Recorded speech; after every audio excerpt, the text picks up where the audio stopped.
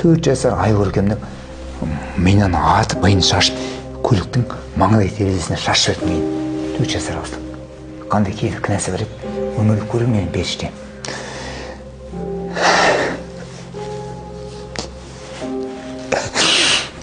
Қайратта не үшін шықты? Қазақтың қарақаттай қара көз қыздарын өзіңдей солай қорғау үшін шықты. Бұрымдарын айырып, ана бұрымы транспортпен тапап, қазақтың қызын сапер күлермен қақмадай айырған кезде ана құйқа бүйтіп ашылып, ішіндегі ми көрініп тұрған ғой. Бүлкілдеп аппақ ми, құттыдан қан басқан.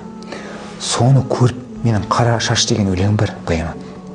Соларды естіген кезде жылайсың, ләззаттарды лақтырып, еркектерді кеңсайма апарып, тасқа апарып, жаңағы жан жерлерінен теуіп тасқа отырып, болашақ ұрпақ болмасын деп істемейіндер жоқ қой. Кеше қаңтар қасіретінде де сол ғой, әкеліп ОДК-ны жапты. Жаттың әскер жаңағы қазақ сорлатты. 4 жасар ай көркемнің миынан атып, миын шашып, көліктің маңдай терезесіне шашып жіберді миын. 4 жасар ауызды. Қандай кейді кінәсі бар еді, өмірлік көру менің періште.